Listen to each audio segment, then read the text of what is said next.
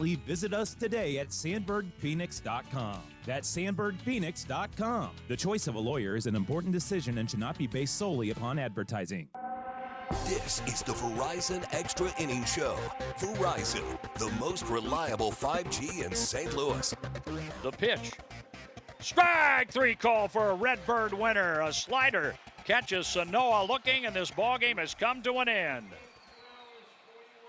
A 2-hour, 41-minute game goes to the Cardinals by a final tonight of 8-3.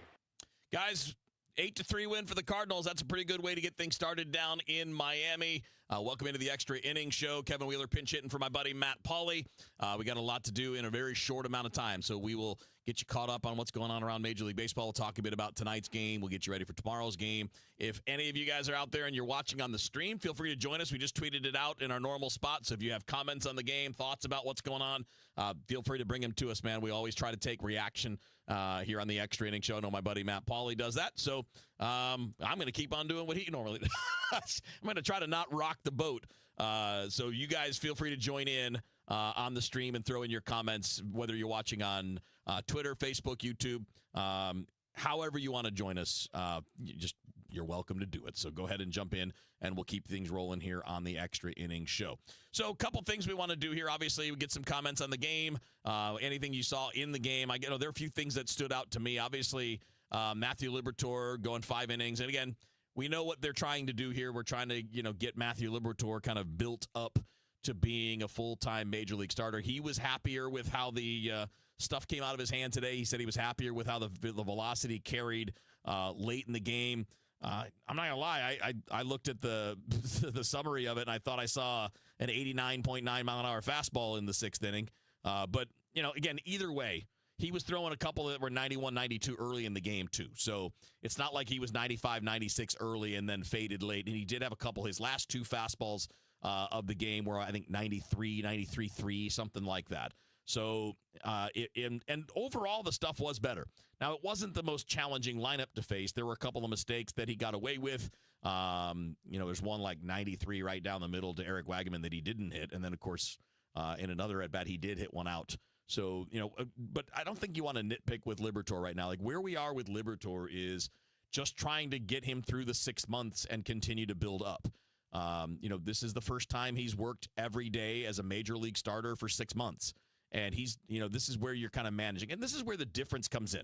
When you're talking about someone like Liberatore, who's bounced back and forth between AAA and the majors, who has bounced back and forth between the bullpen and the rotation the last couple of years, the difference between what it looks like here in August going into September for him versus like an established starter, right?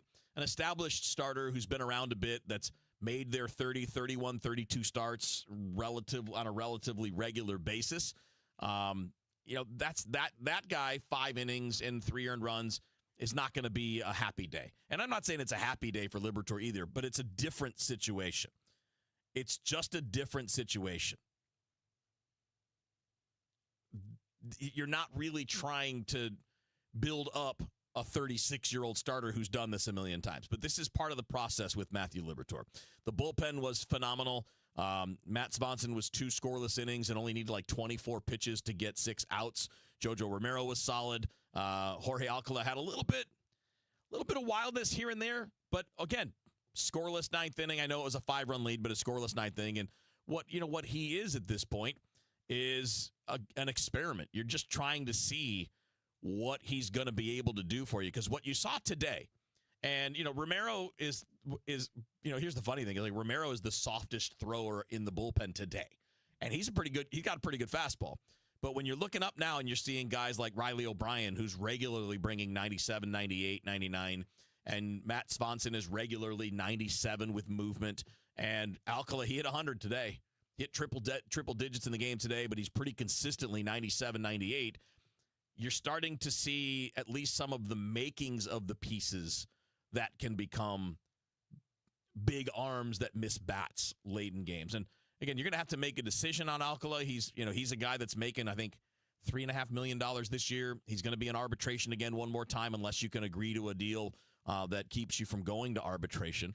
So, it's weird to say this, but he's 30, but he's kind of a runway guy for the rest of the year, right?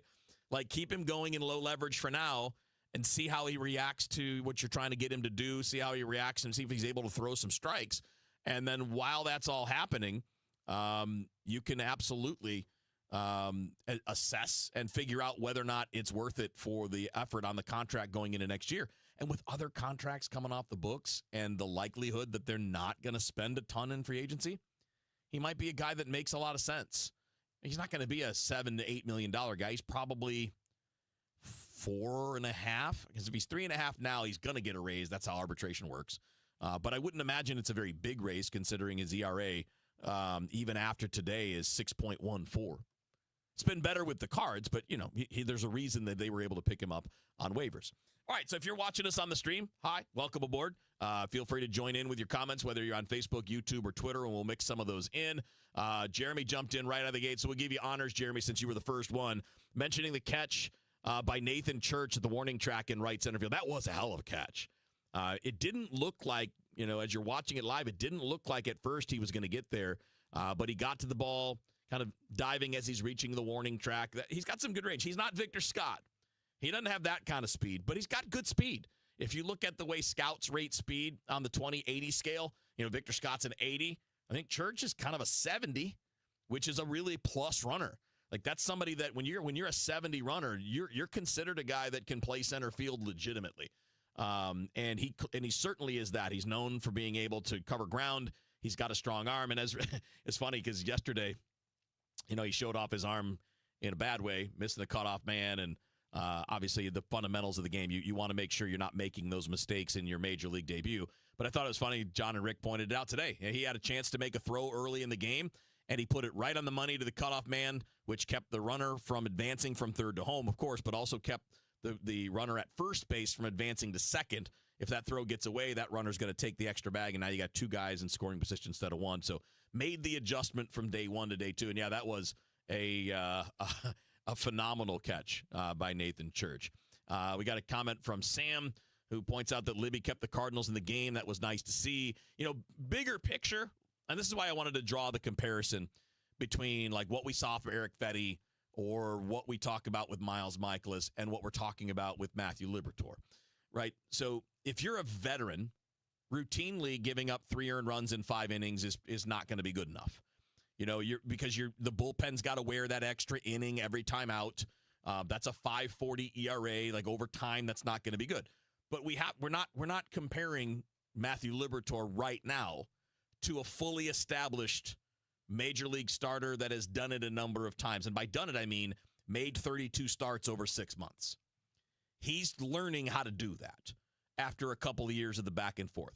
So, like, for him now, so, you know, like, when you evaluate players, you're not evaluating on a complete curve, but you're taking context into play, right? When you're talking about guys that are younger and trying, especially from the physical side, a pitcher trying to work through a major league season for the first time, that comes into the evaluation. So if for Sam, that's a good point. That's what you want to see.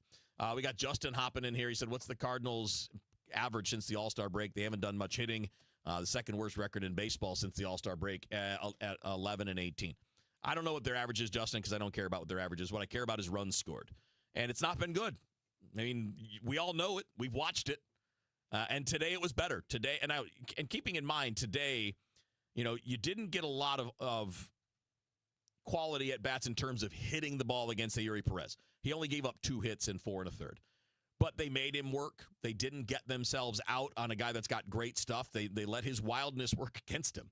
And it got him out of the game after 4 1/3, and then you took advantage of Belloso. Well, actually, you didn't take advantage of Belloso because he shut you down. But you took advantage of Bakar and Simpson and put up 5 runs in 3 innings against those 2 guys at the end of the game. Today was a better offensive day. Again, you did it against 2 relief pitchers, though, that most baseball fans would not point to and say those are studs.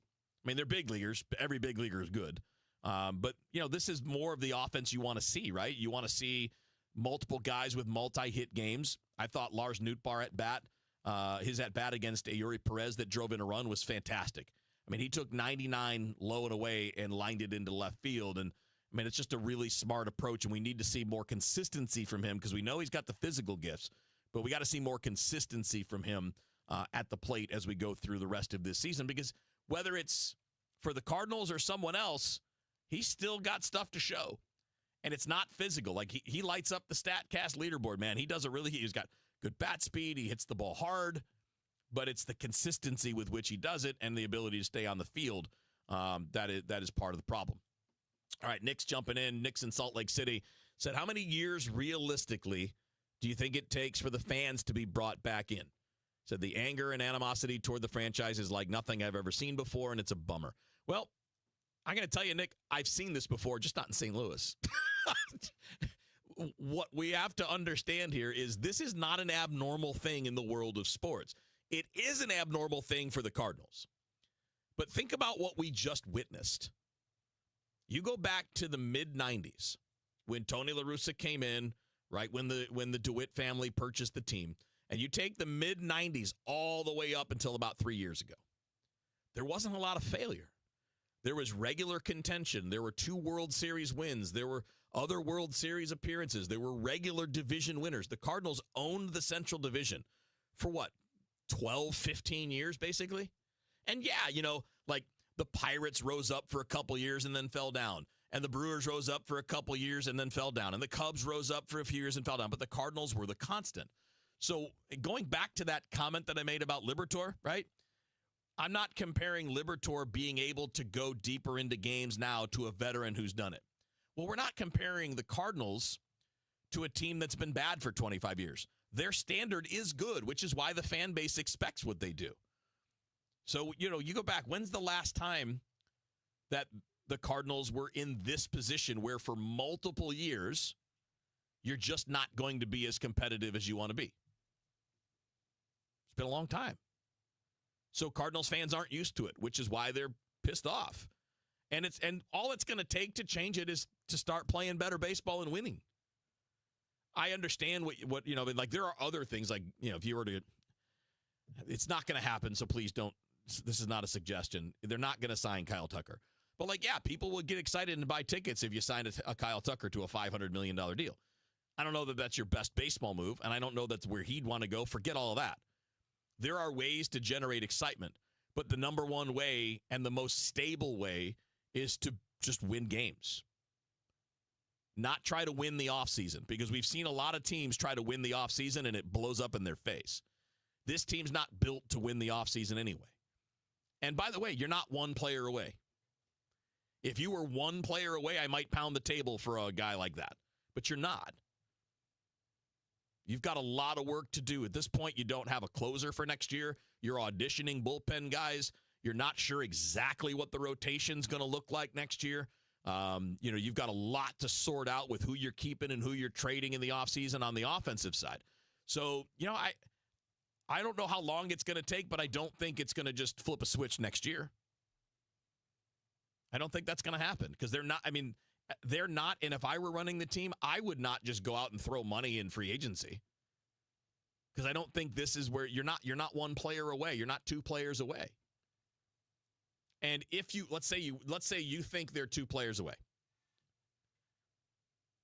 You can't afford those players because they're $500 million players, right? You can't do that in most markets. You can do it in L.A. You can do it in New York. You can do it maybe in Boston, but even Boston doesn't typically do it. You could probably do it if you're the Cubs, but they aren't doing it yet. So, yeah, I think it's a good question. And I know that's a question that the Cardinals ownership and new front office is certainly going to be interested in, right? What do you do to get people more excited? Well, the wins and losses being more consistent and contending for the division title is going to be a major step. And you're going to need some more star players. And you're going to have to develop at least some of those, right? J.J. Weatherholt's going to have to be an impact guy. You don't pick in the top 10 very often.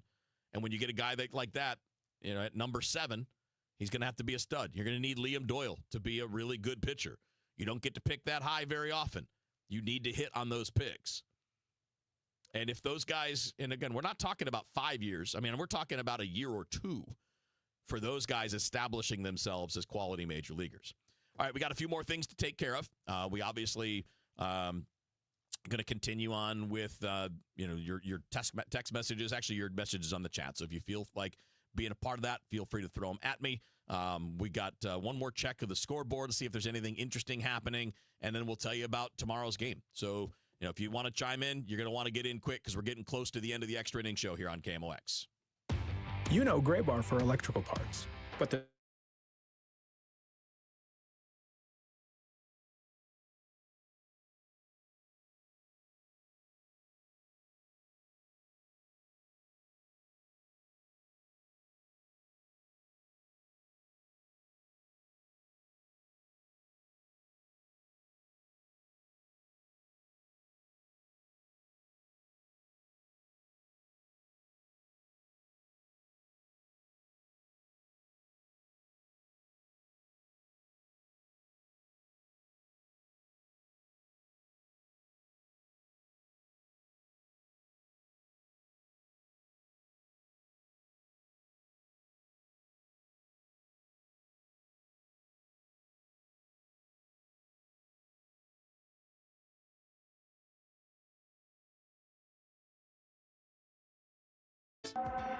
Now, back to the Verizon Extra Innings Show.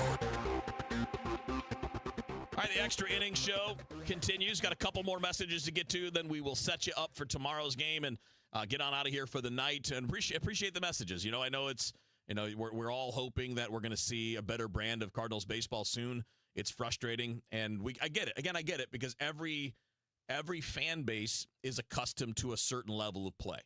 So if you talk to a fan in Pittsburgh, they're always frustrated, but they don't have the comparison of 25 years of being a contender every year or almost every year, and I get that. So there's nothing wrong with being frustrated by that.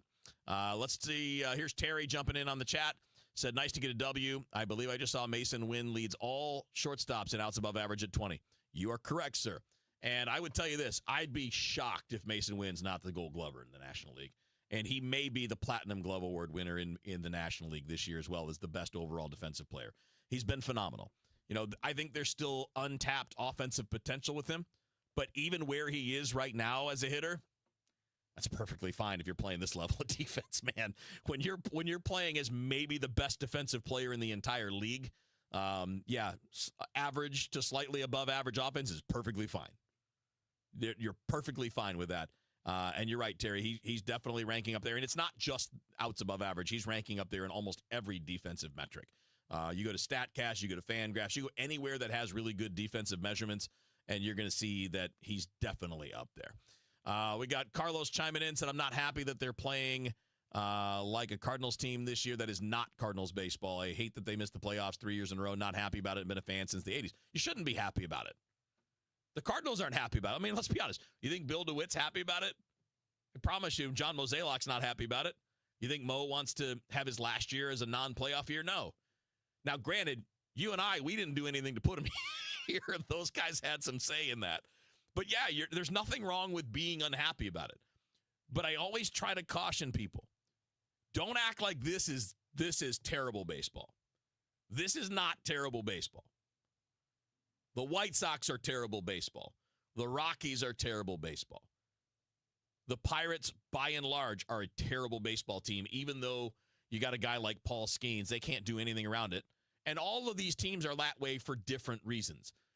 What this is a mediocre team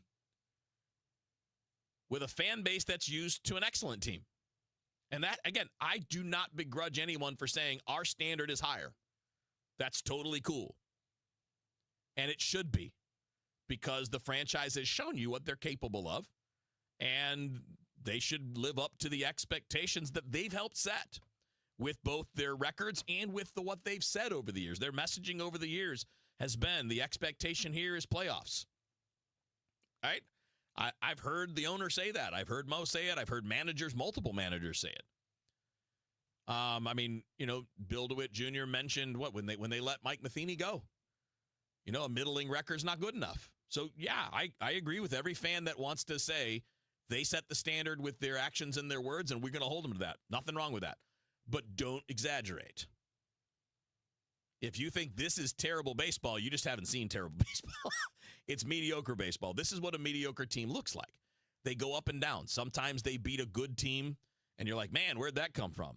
And then they lose to the Rockies. You lose a series to the Rockies.